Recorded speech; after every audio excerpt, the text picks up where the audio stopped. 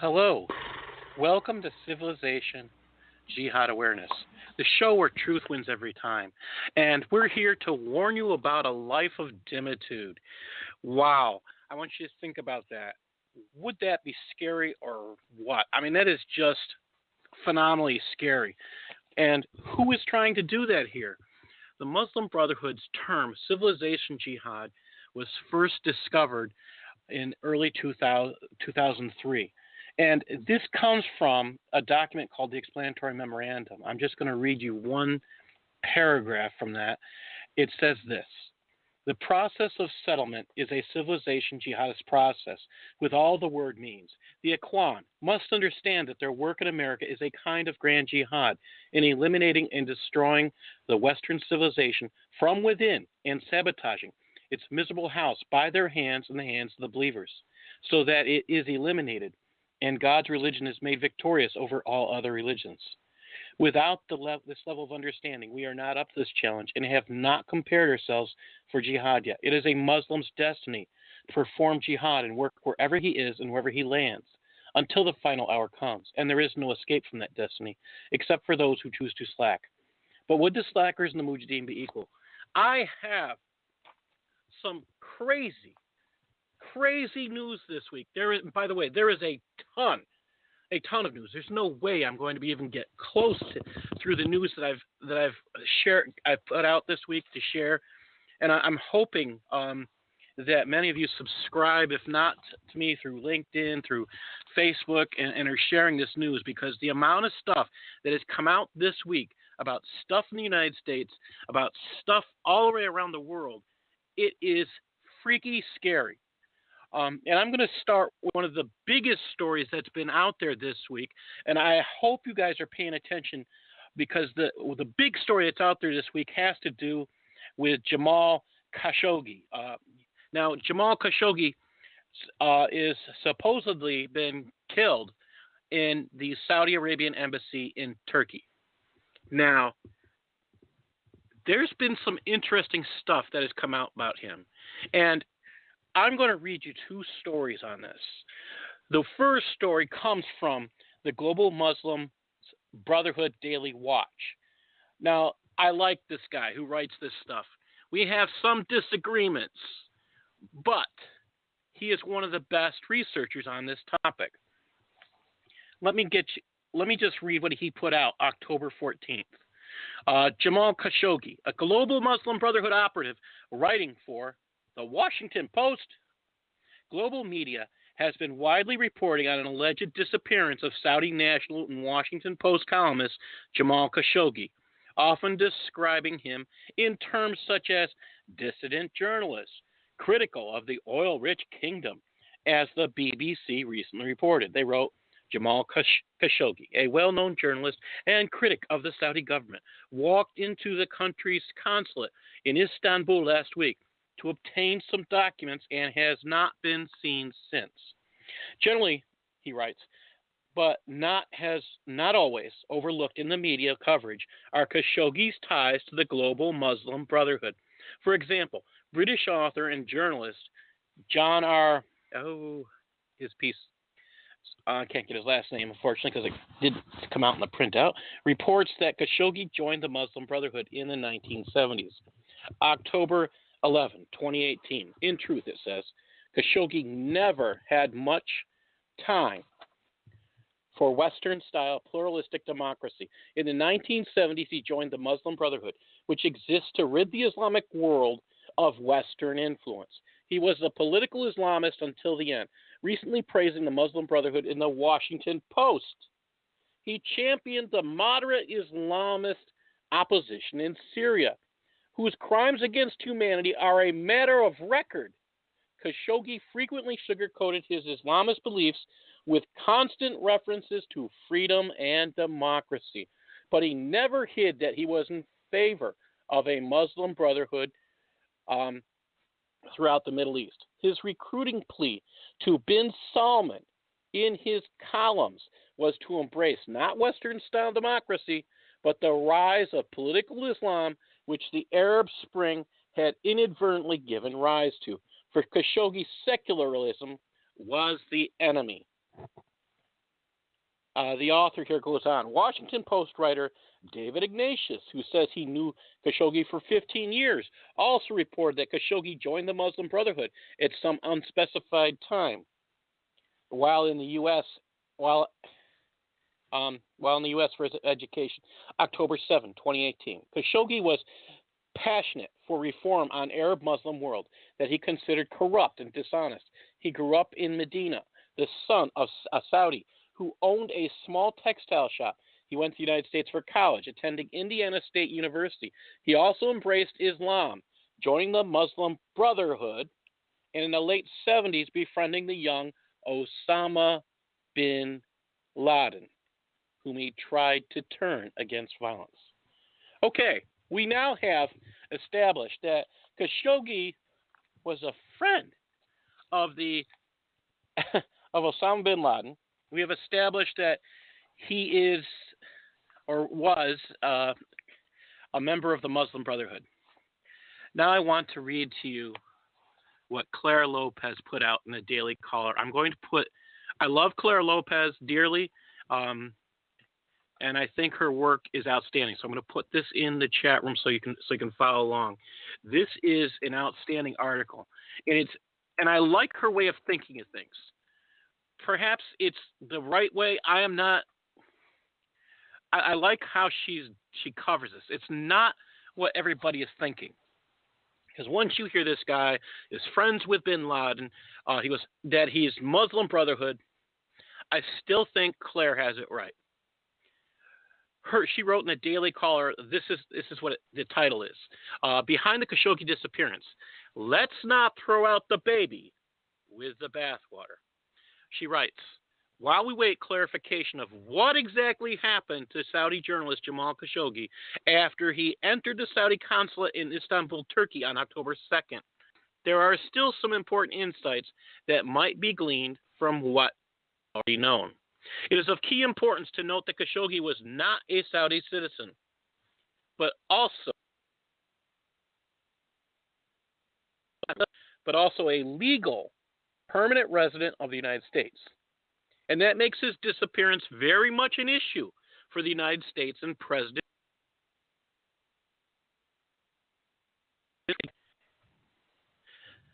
Should it be determined, as expected, that Khashoggi's disappearance levels of the Saudi government, then the U.S. must impose a severe penalty and do it publicly.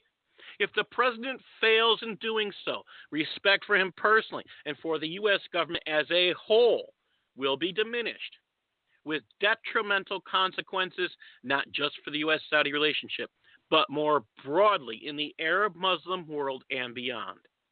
In the days since Khashoggi's disappearance, information about him and his connections to the jihadist Muslim Brotherhood, as well as his outspoken public criticism of the Saudi regime, have emerged. While we of liberal Western civilization cherish and champion the right of individuals to speak freely for those who govern by the laws of Islam, Sharia, as do the Saudis, publicly insulting fellow Muslims, much less the Saudi royal family, as Khashoggi did, amounts to committing the capital crime of slander, as defined by Sharia, anything that a Muslim would dislike. He criticized Crown Prince Mohammed bin Salman, accused him of corruption, another capital crime under Sharia, and compared him to Russian President Vladimir Putin. He also condemned the Saudis as repressive and extremist, a word that carries specific meaning within Islam. To be extremist is to exceed the limits that Allah himself has set on lawful behavior by Muslims. For the Quran itself clearly says, and fight in the way of Allah with those who fight with you, and do not exceed the limits. Surely Allah does not love those who exceed the limits. Quran 2:191. For all of these reasons, under a legal code that Western civilization rightly finds savage, Khashoggi very likely was given a death sentence by a regime. Continued right to existence is defined by its custodial role as keepers of the two holy places, where the Saudis too have failed to defend Islam and Sharia.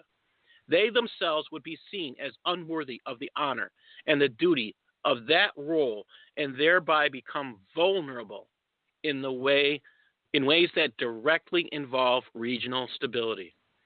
The Turkish regime's decision to free Pastor Andrew Brunson at just this juncture is not separate from the fact that Khashoggi disappeared inside the Saudi consulate on Turkish territory. That situation greatly exacerbated what was already a contentious relationship between Turkish President Recep Erdogan and the Saudis. In short, Erdogan feels vulnerable right now and likely made the gesture to free Brunson as a kind of proffer to the United States. In short, he's looking for help from President Trump to stave off a Saudi offensive against Ankara. This does not mean that there was any kind of deal involved in Brunson's release, but rather that Turkey may well be willing to make other concessions going forward. As the first and foremost of those, President Trump should demand a halt to Turkey's Justice and Development Party, AKP, collaboration with the U.S. Muslim Brotherhood. As for the Saudis, if and when facts indicate they were responsible for whatever happened to Khashoggi, Crown Prince, MBS, and the Saudi regime itself must be held to account, and publicly. President Trump must follow through on the threat of severe punishment. The Saudis will squawk publicly over this, but privately will understand. And so will the rest of the Arab Muslim world, which will be watching closely. As noted above, because Khashoggi was a U.S. resident, his murder, if that is what it was, must be avenged. All this said, however, it is also of paramount importance that we not throw out the baby with the bathwater.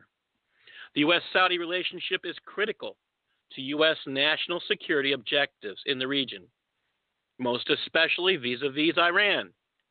Those who would disrupt or even destroy that relationship must not be allowed to succeed, even over the murder of a U.S. person by Saudis, whether officially or through a rogue operation. Exact a meaningful and public price for the Khashoggi affair, but tread a fine line that maintains a commitment to the bilateral relationship.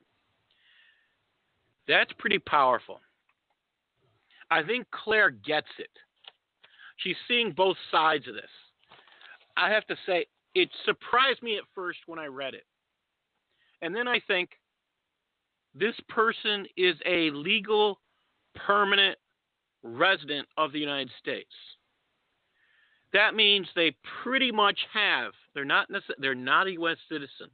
They're not entitled to all the rights that we have because, again, they are not a citizen. However, we treat them pretty much as if legal permanent residents, LPRs, as if they are legal citizens.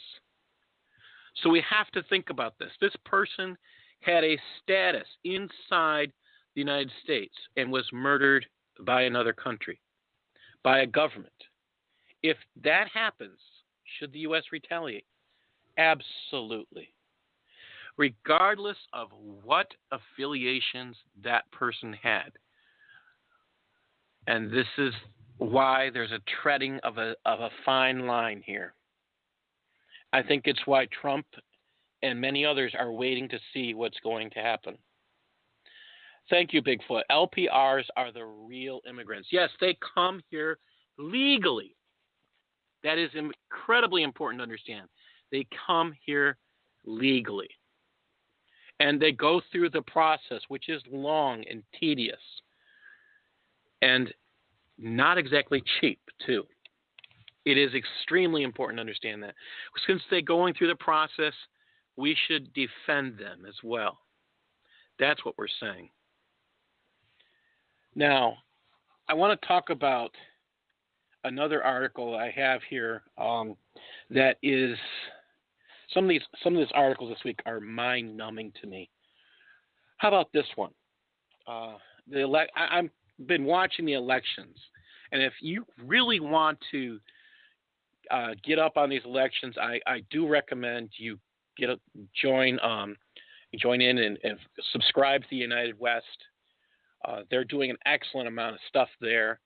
I also recommend right now, if you are not on the Middle East forums, if you're not a subscriber, I would recommend today that you go and subscribe to their work and you go and visit their page, meforum.org. There is some outstanding material that I'm going to be reading that came from there this week. That is an absolute must that everybody should be sharing, should get this knowledge as widespread as can, because you know the news is not going to tell the truth. The local news is going to hide this. The national news is going to hide this, because the stuff I'm going to be sharing with you today is all important. Now, let's talk about an article that came out in the Daily Asian Age of Bangladesh. BNP leader runs for office in Northern Virginia. This is a Bangladeshi National Party officer is running for office in Northern Virginia. Sharafat Hussain, Democratic candidate for Virginia State Senate District number 33, seems like a model candidate for local politics. Like most local politicians, he's an established presence within his county party as fundraising chairman of the Loudoun County Democratic Committee and member of its executive council. Hussain also serves as vice chair for the Leesburg District Democrats. But unlike most local politicians, Hussain has worrying international ties. In addition to being a Virginia Democrat, Hussain is identified as the U.S. president of the Bangladeshi National Party and the president of Greater Washington BNP. The Bangladeshi National Party is sometimes violent nationalist Bangladeshi political party devoted to implementing an Islamic nationalism for Bangladesh. The U.S. Department of Homeland Security has previously argued in a court that BNP qualifies as a Tier 3 terrorist organization. Similar arguments have been made by Canadian authorities. The BNP is the political ally of Jamaat-e-Islami, an Islamist political party whose armed wing, Hizbul Mujahideen, was designated as a terrorist group by the U.S. State Department. Hussain has been described in Bangladeshi news outlets as the brother-in-law of BNP leader Tariq Rahman, who is wanted by the Bangladeshi government in connection with a 2004 grenade attack that killed 20 people. Hussain is also editor-in-chief of the BNP's international weekly newspaper, Weekly Bangladeshi. The paper publishes a mixture of information about recent BNP issues, politics, sports, and entertainment news, along with items about Hussein's campaign, including multiple posts which appear word for word identical to articles posted in SharafatHusseinVA.com, his campaign website. Additionally, Sharafat Hussain for Virginia lists the newspaper's email address on his campaign signage. The Virginia Department of Election lists no campaign finance reports for the Friends of Sharafat Hussain campaign committee yet. So it's unclear whether the cross-posting of campaign information at the BNP newspaper's website is treated as an in-kind donation. The newspaper is a registered corporation in the state of Virginia, with Sharafat Hussain as its registered agent. It's not yet clear whether the BNP's alliance with Islamists in Bangladesh influenced Hussein's approach to U.S. politics. What do you think? Isn't this scary? Running for a state Senate seat. Wow. This week also, Lisa, I know that this was touched on a little bit on Monday, that Rutgers University invoked, this article was written in The Creeping Sharia by Pamela Geller, and it's Rutgers University invokes Sharia, cancels journalist speech claiming Islamophobia. Lisa Daftari, we have to talk about this. Lisa Daftari was from banned from speaking, basically calling her a racist. And I have real issues with this. I'm concerned when any college bans someone from speaking without any evidence that they are, quote, racist. Lisa Daftari, if anything, is not a racist. She and I've written to her. I've talked with her a couple of times, not very much, but, I look at what she writes, and I think I'm one of her subscribers. If you're not, that's maybe something you want to do if you want to stay informed. She sends out something every day. And what are they concerned about? That she might tell the truth? I don't understand. This woman's an alumni of Rutgers, and they still told her she could not speak. I'm disgusted. The Young Americans for Liberty chapter should sue them. They should sue the university. I think that's absolutely required for the safety of the country's freedom of speech. It's extremely important that we start to sue those who would silence our speech. I think we have to take the legal course. We have to go after them. It has to cost those people financially. And I think that's something Lisa Daftari should do as well. I'm amped up because the stuff that, again, this stuff is this week. Oh, cow, I can't even tell you how shocking some of this stuff is. Here's another one. Like I said, Middle East Forum. If you are not subscribing to it, you're about to find out why I think you absolutely should go to the Middle East Forum, sign up today. So this is a news article that came out October 18th, which is today. MEF reveals Islamic relief under investigation. Congress demands answers. Criminal investigation into the Islamic Relief's U.S. branch is likely to relate to its financial relationship with its parent branch in the UK or its activities in the Middle East, particularly in the Gaza Strip. October 18th, following the Middle East Forum's expose of a possible criminal investigation into Islamic Relief, the recipient of at least $700,000 in U.S. taxpayer funding, 7 members of Congress have demanded answers from the federal government. Islamic Relief is the largest Islamic charity in the West, with branches in more than 20 countries, founded by students affiliated with the Muslim Brotherhood. It has received at least $80 million from Western governments and international bodies. Citing an extensive report by the Middle East Forum, representatives Ted Budd, Chuck Fleshman, Matt Gaetz, Paul Gosar, Debbie Lesko, Barry Loudermilk, and Walter Jones issued a letter to the directors of the FBI, IRS, and Office of Personnel Management. They're known as OPM. As members, this is what they write, as members of the legislative branch, we have a vital role in ensuring taxpayer money is spent wisely, and certainly to ensure that such money is not spent on entities that are subsidizing terrorism. If the United States government has information suggesting criminal or extremist act by Islamic Relief, it is critically important that Congress be informed so we can make decisions concerning any funding that might go to Islamic Relief.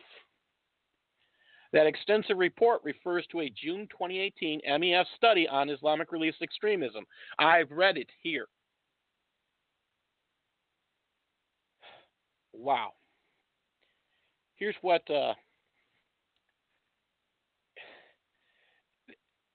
of the things that it reveals. Let me just get back. It reveals a response from OPM to a Freedom of Information Act request. We are withholding the records as they were compiled for law enforcement purposes. Disclosure would reasonably be expected to interfere with ongoing enforcement proceedings by, for an example, suggesting the scope of an investigation and alerting potential subjects as to the nature of the government's evidence and strategy. Any criminal investigation into the Islamic Relief's U.S. branch is likely to relate to its financial relationship with its parent branch in the UK or its activities in the Middle East, particularly in the Gaza Strip. For years, allegations of extremism and terrorism have dogged Islamic Relief. Here's some of the things they note. Now, in 2014, the United Arab Emirates designated Islamic Relief Worldwide as a terrorist organization due to its links with violent Muslim Brotherhood elements in the Middle East. In 2015, Egyptian prosecutors accused Assam al-Haddad, a founder of Islamic Relief and advisor to President Mohamed Morsi, of using Islamic Relief to fund the Muslim Brotherhood. In 2016, the banking giant HSBC shut down Islamic Relief's accounts, following a similar decision made by UBS in 2012. In 2017, the Bangladeshi government banned Islamic Relief from working with Rohingya refugees. In 2017, the UK Charity Commission started investigating Islamic Relief's promotion of extremist preachers. For decades, Islamic Relief has used its position as a leader, providing humanitarian aid to distract from its promotion of intolerant extremist ideology and its links to terrorism in the Middle East, said Sam Westrup, author of the Forum Report.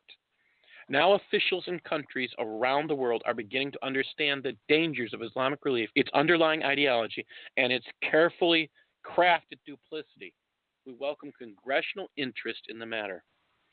And let me say, I think it's a duty of anybody interested in what's happening in the world, subscribe to the Middle East Forum, because the stuff they're putting out this week, it's freaky scary. It's so on target. It's just scary. Wow. Okay. Here we go. Yeah, Warple, you have me laughing, swinging on this Tarzan, on this vine. All right. Jihad Watch by Christine Douglas Williams. She writes, FBI chief warns Islamic State could use drones to attack America. The Islamic State used drones to attack American special forces in Syria, and last year an Islamic State video showed bombs dropping from a drone to frighten infidels. The United States is facing an escalating threat from the U.S. from the use of civilian drones as weapons by the likes of the Islamic State and MS-13, the FBI director cautioned on Wednesday.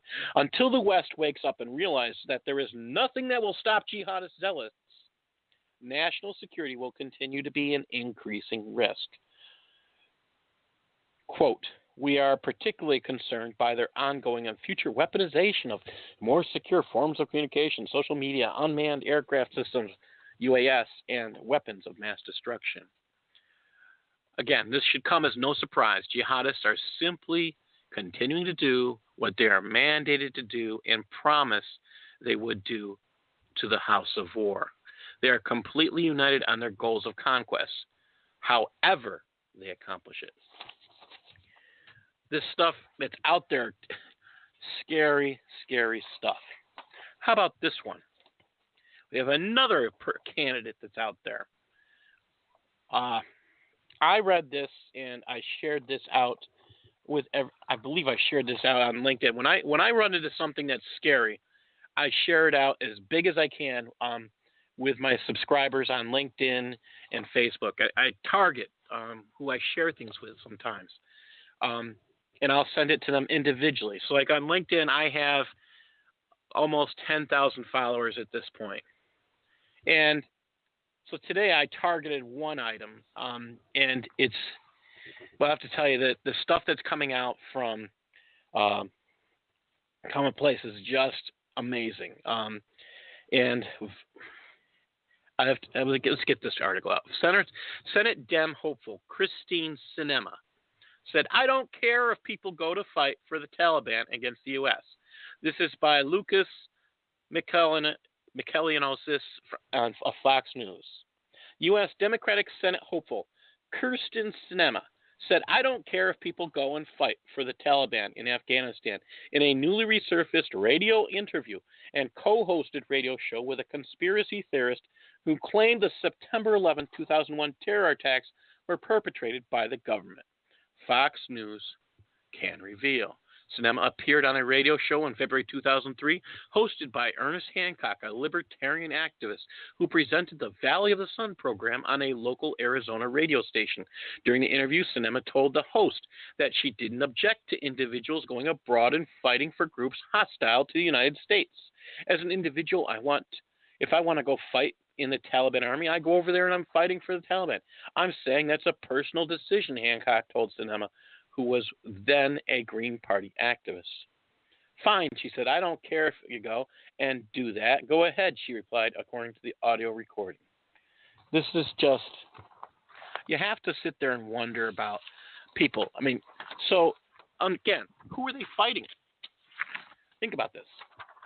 They're fighting us. So it's okay if they come and they go overseas and they fight our young men. I don't understand how people run for office and are this stupid. How can you be okay with people joining a military that is fighting our young military men in our Army, our Marines, our Navy, our Air Force? How can you be okay with that? Now we're going to get into what's out today in Canada. And I do want to say this is by the great Tom Quiggin. Tom Quiggin is one of the outstanding researchers. And this article is put out by Investigative Project on Terrorism. If someone wants to grab the link to that and put it in the chat room, great. This article, powerful. And I did try to get a hold of him and ask if he was available today. You know, I figure, here's the reason I asked. I don't like to ask people the last minute, but I figure, you know, if you get a hold of somebody, you know, by luck, by chance, if by chance you do, it's, you say, I look at it this way: if you don't ask, you never know, and you lose the chance. So I asked; he's just not available. That's what I'm looking at. Here's what he writes: Is Canada knowingly funding extremism and terrorism? Canadian taxpayer money may be finding its way to Hamas, a listed terrorist group. The Criminal Code of Canada forbids funding terrorism, as well as forbidding the facilitation of those funding terrorism. But last Friday, Minister of International Development, Marie-Claude Bibeau, announced that Canada would send $50 million in the next 2 years to the United Nations Relief and Works Agency for Palestinian refugees in the Near East, UNRWA. This is in addition to the $110 million that Prime Minister Justin Trudeau has committed to UNRWA since 2016. UNRWA has been repeatedly accused of supporting extremism, promoting violence, and not checking beneficiaries against a list of known terrorists provided by the police. The announcement made no reference to UNRWA's alleged connections and said the money is meant to help provide education and health services to Palestinians. Funding UNRWA is not illegal in Canada, although given the agency's reputation, it is a questionable use of taxpayer money. For instance, in August, President Donald Trump withdrew $300 million in UNRWA funding. The U.S. government would no longer shoulder the very disproportionate share of the burden of UNRWA's costs. A U.S. State Department press release said, calling it an irredeemably flawed operation. In addition to funding UNRWA, the Trudeau government gave millions of taxpayer dollars to Islamic Relief Canada. Some of this money is forwarded to Islamic Relief Worldwide, which has been repeatedly linked to Hamas. That's why I joined with several concerned Muslim reformists in writing to the Royal Canadian Mounted Police last week requesting an investigation. Now, if you go to the site, you can see the link to the letter. The Canadian aid is funneled through government programs. including International Humanitarian Aid Program 2017, M103 Islamophobia Funding 2018, Canada Summer Jobs Program 2017 and 2018, Myanmar Crisis Relief Fund, Islamic Relief, May 2018, Canadian Humanitarian Assistance Fund, CHAF, Canadian Humanitarian Development Assistance to Syria, Iraq, Jordan, Lebanon, and Prime Minister Trudeau's volunteer work and promotional video for Islamic Relief Canada. In June, MP Ikra Khalid of Mississauga announced that $23 million of Canadian dollars would help fund her M103 parliamentary motion on Islamophobia. The money, she said, would go to Islamic Relief Canada and a local Boys and Girls Club. Other members of Parliament who appear to have played a role in directing money to Islamic Relief Canada, including Prime Minister Justin Trudeau, Immigration and Refugees Minister Ahmed Hussein, Global Affairs Minister Chrystia Freeland, International Development Minister Bibo, and Parliamentary Secretary Omar Al-Ghabra. A variety of independent and credible sources have identified Islamic Relief worldwide as funding extremist and terrorist activities. This includes American think tank studies and international actors. The following is a partial list of statements concerning the activities of Islamic Relief International. 1. In 2014, the United Arab Emirates produced a list of organizations they deemed to be terrorist entities. Among those was Islamic Relief Worldwide and Islamic Relief UK. In 2017, Bangladesh banned 3 organizations. Are you hearing the same message? We already read something on this. And in Canada is just going nuts trying to fund it. It's mind-numbing. I'm going to skip all the listed stuff because we pretty much covered it. Canada revoked the International Relief Fund for the Afflicted and Needy, IRFAN's, charitable status in 2014 for similar Hamas support. The Islamic Society of North America and Canada has suffered 4 different charity revocations, 2 of which were for funding Jamaat-e-Islami terrorist group. What is different in this case, however, is how the money is getting directed down the path to terrorism. In the recent past, it was private citizens exploiting weaknesses in government oversight of registered charities. Now, however, it appears that Canadian MPs are using their positions to direct millions of dollars to Islamic Relief Canada. Some of this money is passed to Islamic Relief Worldwide, which is in turn passing money to extremist and terrorist groups. Given that it is generally known about Islamic Relief Worldwide's terrorist financing connections, Canadian officials appear willfully blind. Even if they don't know better, this practice violates Canadian law and Canadian values. An investigation could determine if the money could wind up in the hands of terrorist organizations. Again, Tom Quiggin is a former military intelligence officer, a former intelligence contractor for the RCMP. He is co-author of Submission with Said Shabi. This stuff is just mind-numbing that there is so much of it. The articles I have in Europe, I want to start out of order because I usually go straight to the UK and go from there. But because what they have going on in Europe, what I believe is a hijra, I want to read the article from Voice of Europe that is what was heard in the Netherlands. This article is indeed powerful. I want you to think about how kids will say things innocently. Children, they repeat what they're told. They hear. They don't just say things because they're creating stuff. They repeat what they're told in their homes. This is the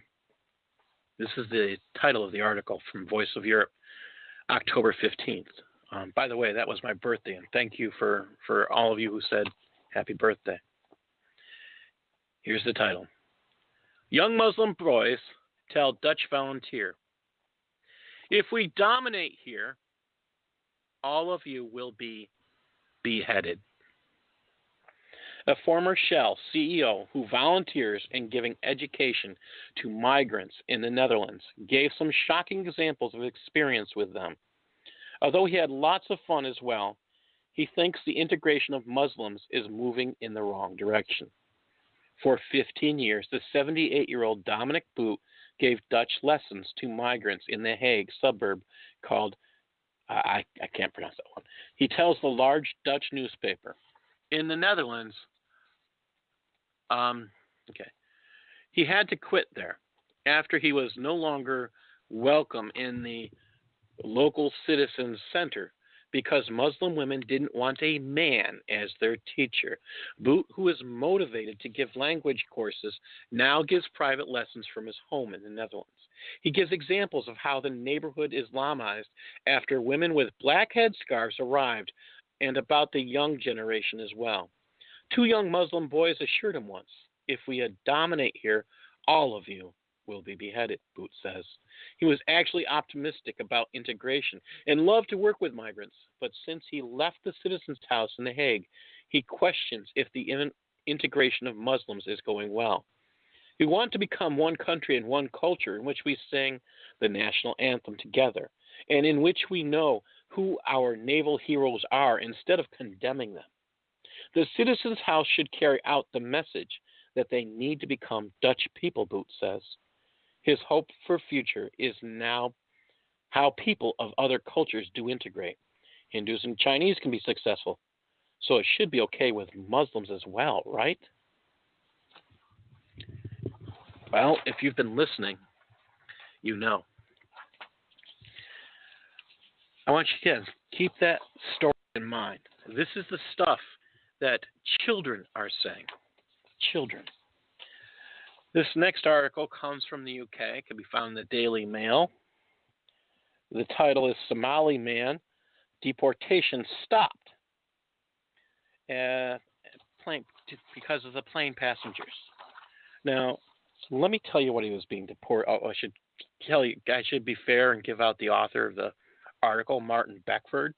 Again, it was published in the Daily Mail on October 13th. A Somali man whose deportation from Britain was drastically halted after airline passengers staged a mutiny demanding his release can be exposed today as a convicted gang rapist who was being kicked out of the country because of his sickening crime. Officials escorted Yaakov Ahmed on a flight from Heathrow to Turkey, were forced to abandon his deportation when around a dozen holidaymakers who felt sorry for him angrily intervened shortly before takeoff. At one stage during the astonishing episode, filmed on mobile phones, one traveler complained, "They're separating him from his family," while others chanted, "Take him off the plane." When harassed security guards caved in and walked 29-year-old Ahmed off the Turkish Airlines flight, he was seen thanking those on board for their support as they cheered and applauded. One person was heard declaring, "You're free, man." Passengers who thought they were doing a good deed were unaware that the man they were defending had been sentenced to 9 years in jail for his part in a vicious gang rape of a teenage girl, and that another member of his gang later fought for the Islamic State in Syria. Today, the Mail on Sunday can reveal how Ahmed and 3 other youths preyed on a 16-year-old stranger after she became separated from her friend during a night out in London's Leicester Square in August 2007. In a planned attack, they lured her back to a flat in Crouch End, North London, by pretending her friends were waiting for her there, then gang raped her. The gang, aged between 18 and 20, were caught when neighbors heard the girls' cries for help and rang police. All 4 men denied rape. Despite DNA evidence, they were found guilty at Wood Green Court, each jailed for 9 years. Police Detective Emma Bird said at the time, the sentences given out by the judge reflect the seriousness of this offense. Ahmed, 18 at the time of the rape, and was living in Cleckwell, North London. So they freed a man, they freed a rapist, a gang rapist, rather than sending him back to their country. These idiots So that's who they want in their neighborhood? Don't you usually get concerned when a child rapist is living near you? A person who is on the sex offenders list is living near you? Don't you get concerned for the safety of your own children? Yet they think it's good to free that man. Insane. I want to say thank you to all those who are listening that I can see in the chat room. We have Bigfoot, Eric Kaffer, who has an outstanding show, Gulf Dogs. Cal also has a great show, Alaskan, and Vorpal. Wow. Thank you for joining in the chat room. Let me, this next one, there's just too many crimes that are sexual. This is by Muslim migrants in Europe. How about this one? This is from the East London Advertiser. Jailed. Tower Hamlets men who drugged and sexually assaulted a 21-year-old woman. This is by Lorraine King. Police have released shocking CCTV footage that shows two men in Bethnal Green drugging a woman's drink so she could be raped and the other sexually assault her while she was unconscious. After Mizad Mia, 24, of Bethnal Green Road, raped the victim, and Bilal Ahmad, 24, of Deva Street, Bromley by Bow, sexually assaulted her, she regained consciousness and found herself wearing just her vest and underwear, and both men laughing at her. After the attack, they jetted off on holiday to Morocco. Yesterday, both men were jailed for a total of 24 years for the depraved sex attack. Snaresbrook Crown Court heard the pair knew the 21-year-old woman and had duped her into going into their car by promising to show her a flat she was interested in renting on November 9th last year. Instead, Mia drove them to an off-license where the pair bought a bottle of alcohol as she waited in the car. When they returned to the car, Mia sat in the driver's seat, and Ahmed got in the back next to the victim and forced her to drink the alcohol by holding her nose. She lost consciousness and was raped by Mia and sexually assaulted by them both. When the victim gained consciousness, she was sat on the road next to the car, wearing just her vest and underwear. This sick stuff, constantly happening. And what is the UK police doing to protect their own people? This is the stuff I have to ask. What are they doing? They're not protecting their own people. They have more police concerned about Facebook and other social media than they have actual crimes, it seems. And what are they doing? They're declaring hate crimes. They're going after hate crimes. So you don't like somebody, we're going to arrest you because you don't like somebody. You said something naughty. Oh, we're going to arrest you. So much for your freedom.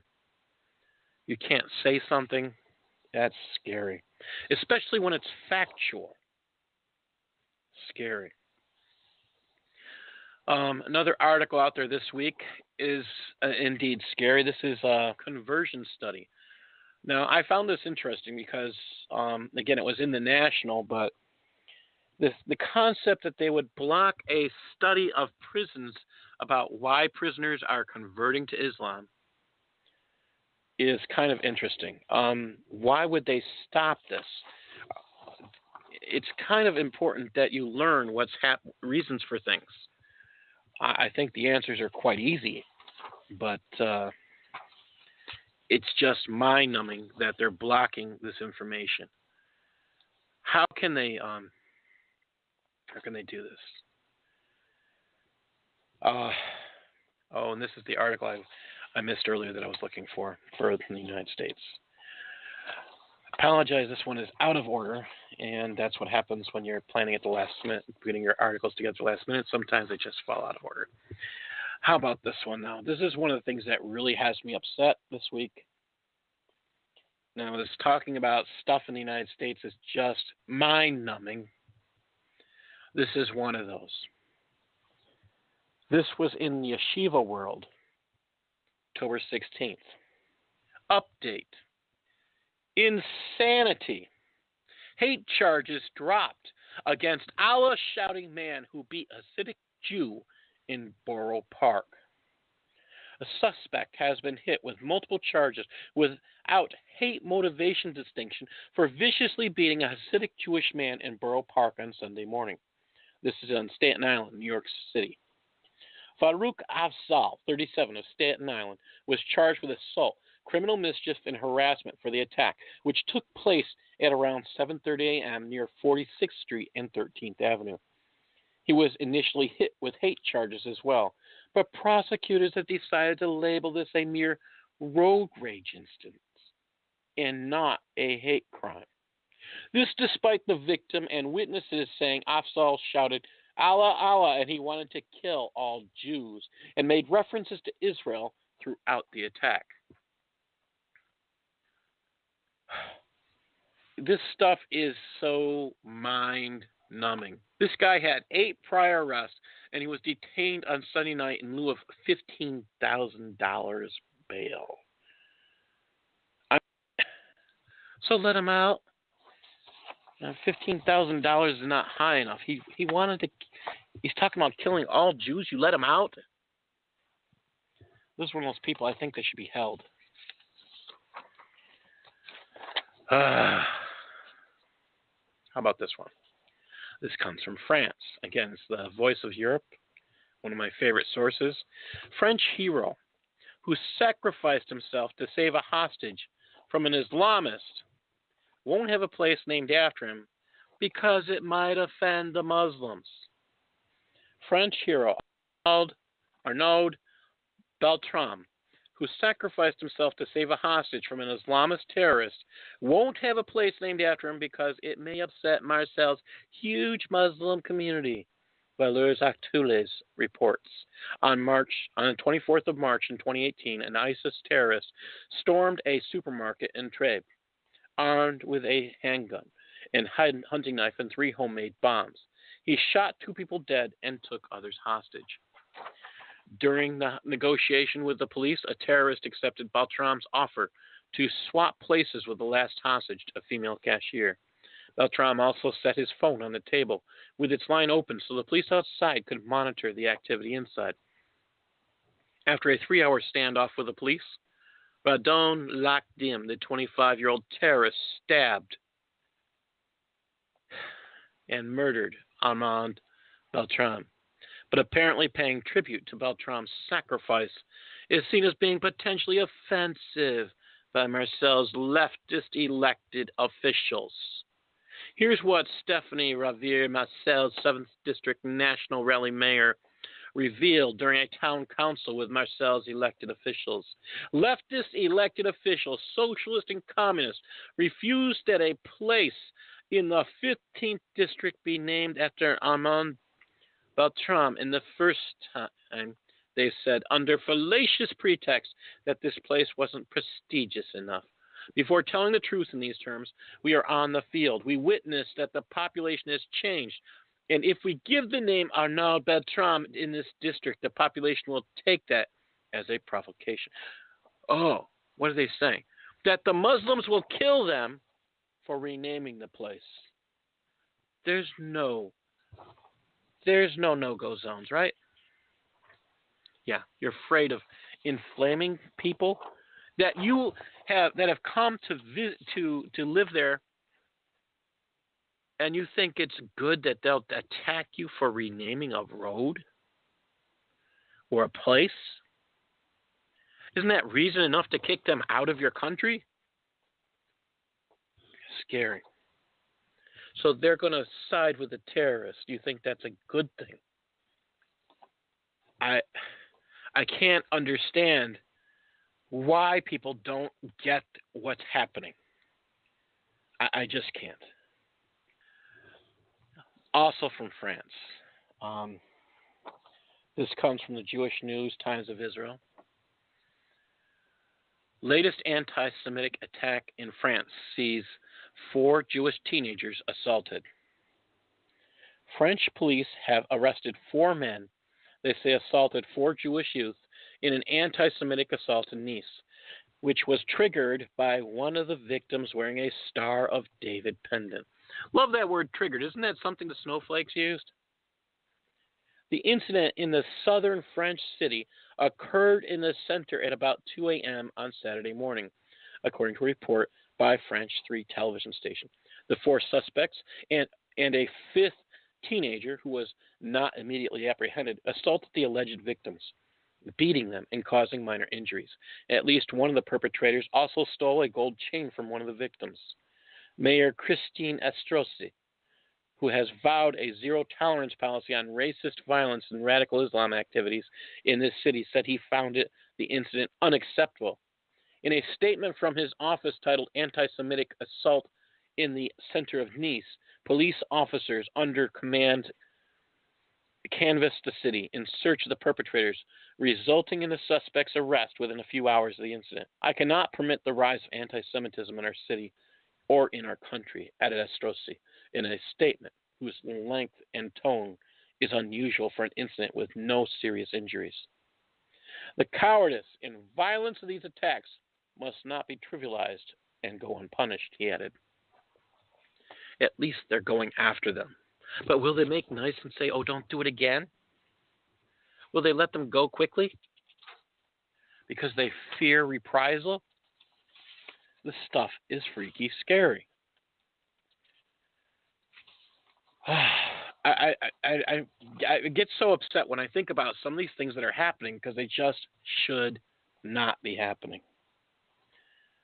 This is from Jihad Watch. Came out October 15th. International media ascribes cancellation of pro-jihad rappers' concert at Jihad massacre site to the far right.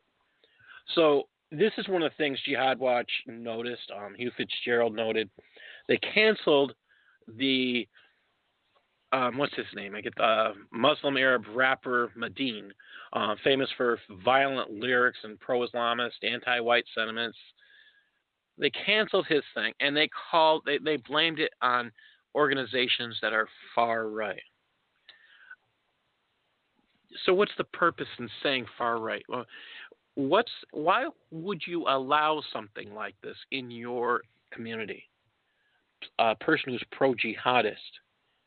So you're trying to encourage people to attack you and kill you? Would you allow that in your community? You think that's okay?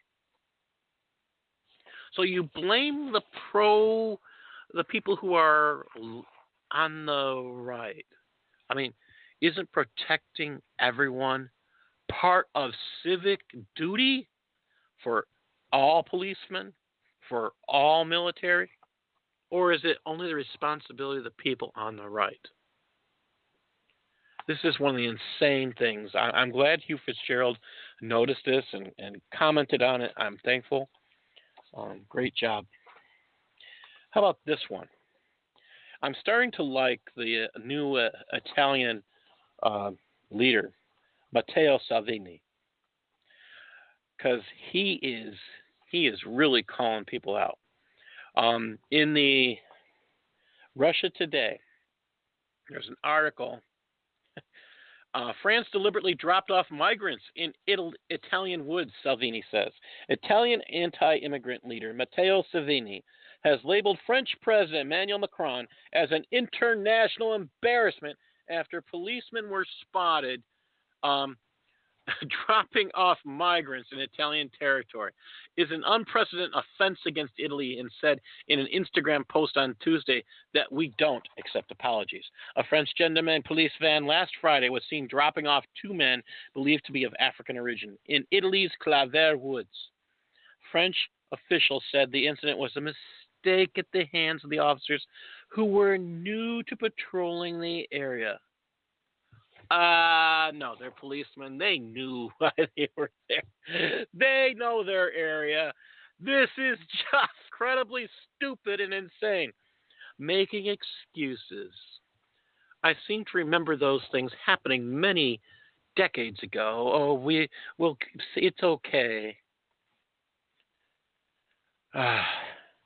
Appeasement. No, they didn't get lost. He went on to question whether international organizations such as the UN and Europe don't find it sickening to leave people in isolated area with no assistance. Great charge. We are faced with an international shame, and Mr. Emmanuel Macron cannot pretend nothing has happened. Savini went on. We don't accept the apology. It is the latest spat in an ongoing war of words between France and Italy over the Mediterranean migrant crisis.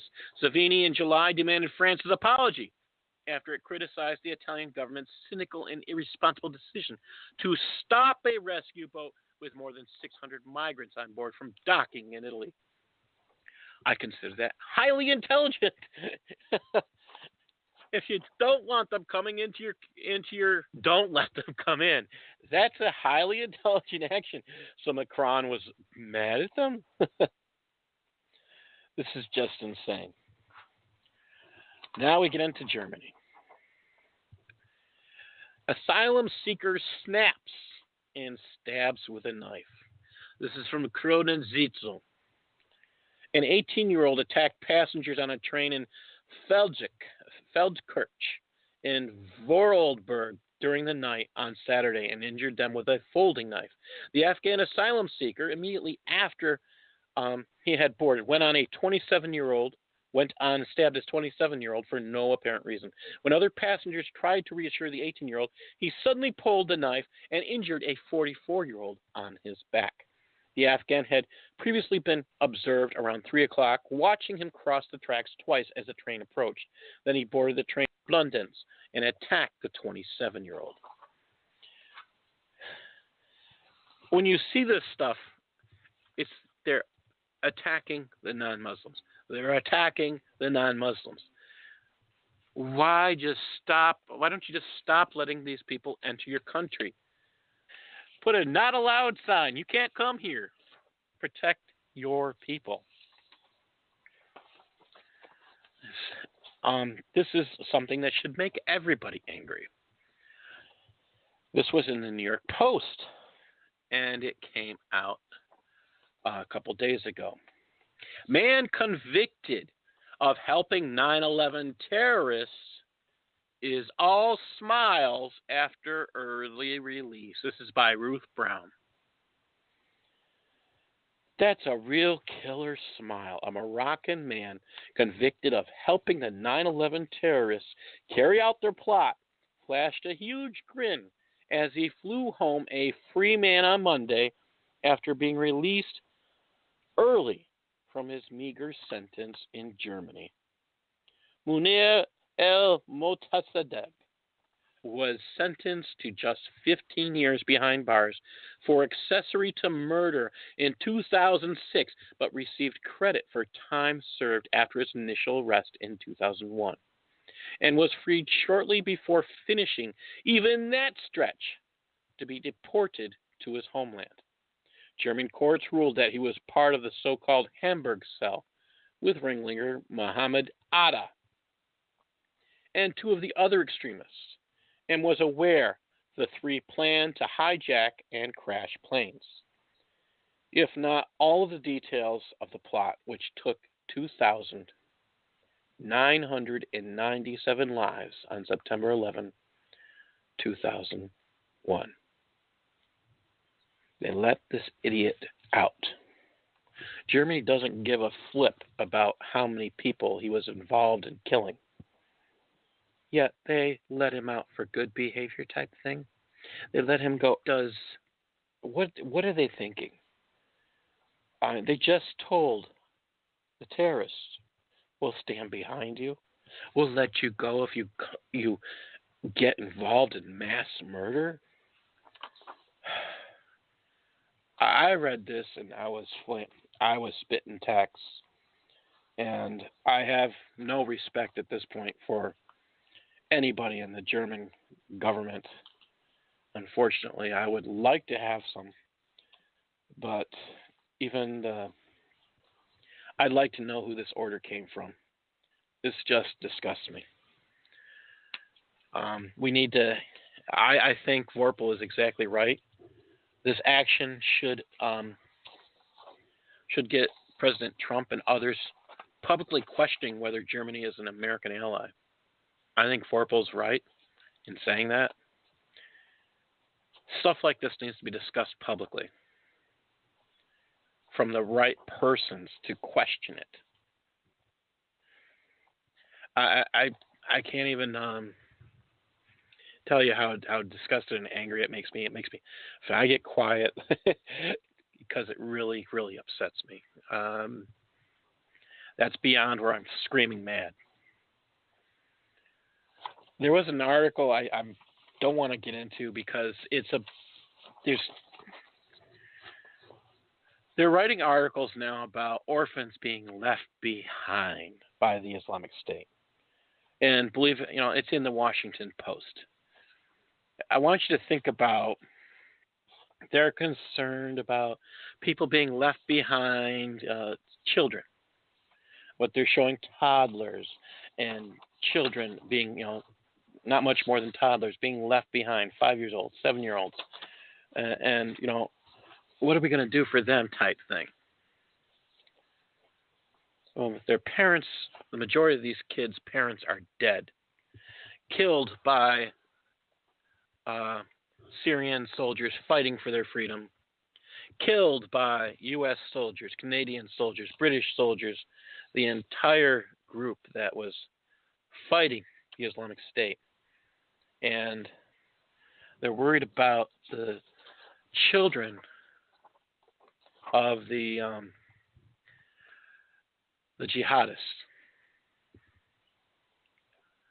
I'm not going to say I'm against caring for orphans. I don't know. I'm kind of stuck there. It's nice that we take care of orphans. However, let's talk about what Islam does with orphans. And this is what the real issue is. Islam doesn't do much of anything with orphans.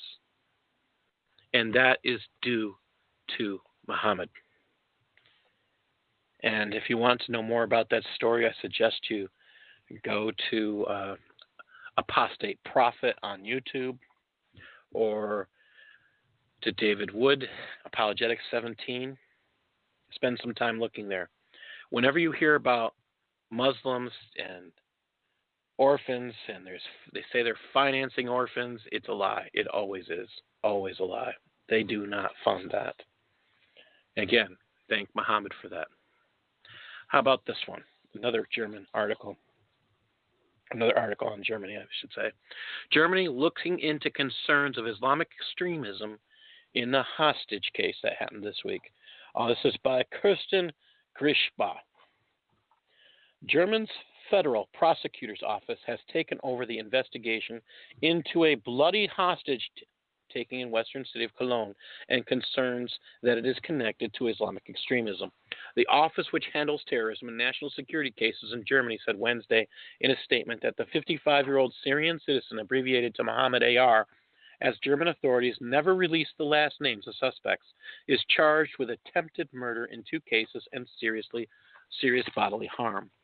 Though it is said there was sufficient evidence to connect the incidents to a radical Islamist background, it is said to have not found enough evidence to classify the attack as a terror attack. How much evidence do you need to connect it to a terror attack? There may only be a little bit, but they're looking for more.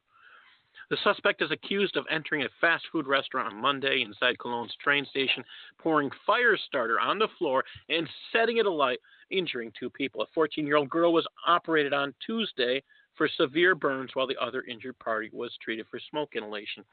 After the incident, the suspect is alleged to have moved to a nearby pharmacy, where he took an employee hostage. After about 2 hours, police stormed the shop, shooting the suspect several times. The hostage was also injured, but it isn't clear how, and she has been released from the hospital. During the standoff, the suspect made several demands to authorities, prompting the terrorism investigation. In addition to demanding the release of the woman whose husband was active in terrorist activities, prosecutors wrote he also claimed to be a member of the so-called Islamic State and wanted to travel to Syria. Prosecutors are now and they're trying to figure out if it's connected to terrorism. How stupid can you be? Holy cow. Yeah. Okay. That's basically what that article did. It said The police are so stupid in Germany that they can't figure out if someone's connected to the Islamic State, that it's terrorism. Oh, my gosh. Wow. And I'm going to go back to Italy because here's the other article I had on Savini that I just loved. Italy, Savini deports Islamic extremist who wants to kill white terrorists and Christians. So Savini has it right. The Italian government has announced that deportation, this is from Breitbart, by Thomas Williams, PhD, came out October 13th. The Italian government has announced the deportation of 3 African migrants suspected of close ties with Islamic terrorism groups, including one who had expressed the desire to kill white tourists and Christians. The Ministry of the Interior, led by Matteo Salvini, released a statement on Friday with a brief description of the 3 men, adding that they had been identified as linked to Islamic extremism, were judged to be a danger to national security, and therefore repatriated. The first was a 22-year-old Moroccan man with numerous precedents for common crimes, drunkenness, disorderly behavior. In October 2017, the man had threatened, and that's missing. The second is 24-year-old Gambian national who had also been arrested for common crimes and is accused of having served in international terrorist groups. In the same notebook, the man declared his affinity to a paramilitary formation active in Central Western Africa, expressing his strong desire to kill white tourists and Christians. Isn't that reason enough to deport? Go Savini! Sweden.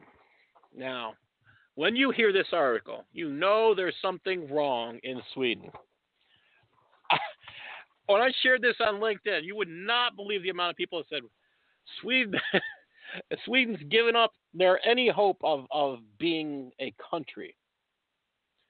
So this article comes from the local.se. It's by Emma Sofgren. Here's the title. Give up your grenades and walk free. Sweden's explosives amnesty gets underway. Oh, my God. Between today and early next year, anyone in possession of hand grenades or illegal pyrotechnical equipment can hand them over to police without risking punishment. Sweden's first ever amnesty period for illegal explosives got underway on Monday and is set to last until January 11, 2019. The hope is that criminals will choose to give up some of their hand grenades that are in circulation and get the weapons off the country's streets. The move was proposed by the center-left coalition government last year. I'm sure the Swedish Democrats don't like this one. According to police figures, 43 hand grenades were seized in Sweden last year, of which 21 had been detonated. In 2016, 55 were seized, and 35 had been detonated. Both years were a notable increase of the amount of grenades detonated in 2015, when the number was 10, though the amount seized that year was 45. During the amnesty period, anyone in possession of explosive goods without a license can hand them over to police without fear of punishment. You're not going to deport them for having hand grenades, them for having illegal weapons? How stupid can you be? Gosh. You got to sit there and wonder, what are they trying to do? Condemn themselves? Oh, my gosh. Another one. This may actually be by the same author. This is for Voice of Europe. Sweden cancels traditional Christmas concert and increases promotions for Islamic events. This is by someone named Emma. Sweden, and perhaps the world's largest outdoor Christmas concert, Oh Holy Night, which traditionally airs on Swedish national TV on Christmas Eve each year, has been canceled. This is most likely another example of Sweden's traditions being suppressed in order not to offend migrants who don't hold Christian beliefs. Wow. Replacing the show. according to ancient Swedish pagan Yule tradition, always has been a long-haired, or Lucia, who according to ancient Swedish pagan Yule tradition, always has been a long-haired, blonde, beautiful woman with a black, they replaced him with a black boy. This is a list of things they've changed. Putting a woman in a hijab on the annual Advent Christmas calendar. Canceling traditional student choir's appearance on TV. Principals forbidding students to wave the Swedish flag on graduation day. Oh, that's... Gosh. I think you might as well surrender, Sweden, if you're doing this. Last week's Swedes promoted the idea that Sweden National Day should not be celebrated on TV or in national papers. At the same time, Muslim culture and traditions are intensely promoted. On Midsummer's Day, Sweden's most important and traditional holiday, TV4 decided to let a woman on a hijab teach the Swedes how to cook a kebab. Ramadan is celebrated with public events in several Swedish cities as well as on TV.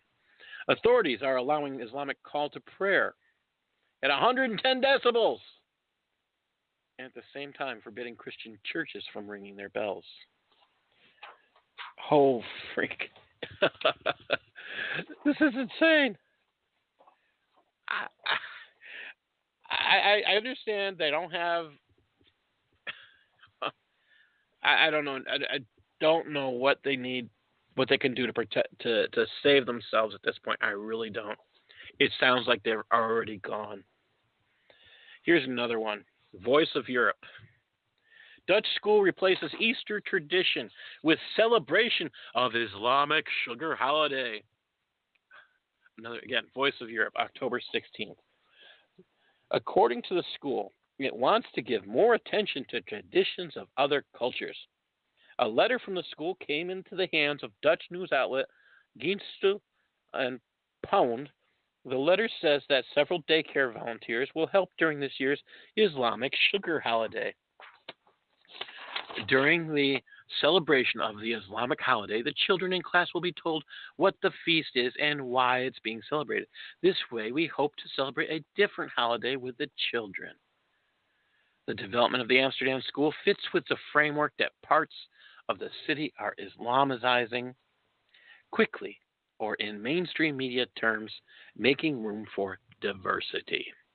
In August this year, it became clear how an Amsterdam mosque harbored radicalized Muslims who want to join ISIS. Another eye-opener is that a Muslim-majority party is the largest in Nouveau, part of the city. Their leader even told Dutch people to leave the country if they don't like diversity. The party sometimes defends Erdogan's policies. How part of Amsterdam Islamized in a few decades becomes clear in an article written by a highly educated inhabitant who had to move from a suburb. The house I was living in overlooked a school playground. Around 2005, I first noticed young girls of around 6 years of age being garbed in totally black, full-body covering dresses, including black headscarves. Insane, insane, insane. Giving up who you are for people that are supposed to be your guests. Insane. And this week, of course, if you're not paying attention, you don't know that Geert Wilders is now promoting a cartoon contest, Draw Muhammad type contest. And you know who's upset? It's Pakistan. This article comes from the Washington Times by Naila Inayat. Of dishonoring the Prophet Muhammad or desecrating the Quran in Pakistan face the death penalty, one of the harshest punishments in the Islamic world. But the harshness doesn't stop at the South Asian country borders. Many Pakistanis whose nation was birthed as a harbor of homeland of South Asia's Muslim population say they expect the same punishments to apply to non-Muslims abroad. A diplomatic rift opened between Pakistan and the Netherlands after populist right-wing Dutch lawmaker Geert Wilders announced in June a Prophet Muhammad cartoon competition with a $10,000 prize. The contest, now canceled, was clearly designed to provoke Muslims who rioted in the past after Muhammad characters appeared in foreign newspapers. Wait, okay, again, Geert Wilders canceled. I don't understand why Geert Wilders canceled. Come on. You're worried about, haven't you just, I think that his purpose was to say, look, they're going to try and kill us. We need to do something now. And they're still trying to kill him after they canceled the concert, canceled the contest. Insane. Oh my gosh, there's just so much news out there. So I'm going to skip to some stuff that happened in Israel this week. Armed Palestinian arrested at West Bank checkbook. I can hear Jews. This is found in the Times of Israel by the staff. A 19-year-old Palestinian was arrested Friday after he roused suspicions of security guards at a crossing into Israel who searched him and found he was carrying a knife. The man from the West Bank city of Kalkilia was held after he stopped at the Elihu crossing. Upon questioning, the man told guards at the checkpoint, I came here to kill Jews, the defense ministry said. He was arrested and taken for interrogation. On Thursday, 2 people were injured in a stabbing attack outside a West Bank Army base. A 30-year-old reservist soldier is in stable condition after undergoing facial surgery. A civilian woman, 26, was lightly injured in the leg by shrapnel from shots fired at the assailant who fled the scene. IDF troops, aided by Shin Bet and border police forces, captured the suspected assailant, a 19-year-old Palestinian from the northern West Bank village of Jamanin, just hours after the attack. The stabbing occurred just after 1:30 p.m. What does this say? They're coming over. Their goal is to kill Jews. It's happening around the world, people. It doesn't, that incident in New York City is not isolated. I wish it was. I really do. Netanyahu this week made a comment on, this came out on October 15th. Israel foiled 40 ISIS attacks in 3 years, he told Christian media. This is by Ariel Kahana from this AP Press and Israel Hayom staff. And it's also with Reuters. President Minister PM Benjamin Netanyahu revealed Sunday that Israel has foiled at least 40 would-be Islamic State terrorist attacks in Western countries over the last 3 years. Netanyahu spoke on Sunday at a meeting in Jerusalem of visiting journalists from Christian media, where he was warmly received by reporters. The Prime Minister said he favors appointing an Israeli envoy to the Christian world, a sign of the country's efforts to foster closer ties with its Christian allies. He welcomed the idea suggested by one journalist to appoint such an emissary as a great idea. The summit reflects the deepening ties between Israel and the evangelical Christian world. Israel has come to rely on widespread evangelical support in recent years, and a move that has raised concern among some Jews in Israel and abroad. I have to say, I have friends that are now visiting, or have been visiting. It's just amazing, the amount of stuff that's going on. And we're getting towards Africa, and some of the stuff that's happening there is just mind-numbing, and we're running out of time. So let me just tell you the headlines so you can choose to follow them. I only had 2 stories left. One is Boko Haram executes another Red Cross worker and talks about how Leah is going to serve her life as a slave. And that comes from the cable.ng. And then there's fear grips churches in northeastern Kenya as Muslim extremists killed 2 Christian teachers. This stuff is happening. It's not stopping. Islam is the gift that keeps on giving, and I just wish it would stop. People, this stuff is happening every day. I'm sharing news on this every day. If you want to be informed daily on this, again, send me a friend notice on Facebook, LinkedIn, Twitter, and you will get something from me every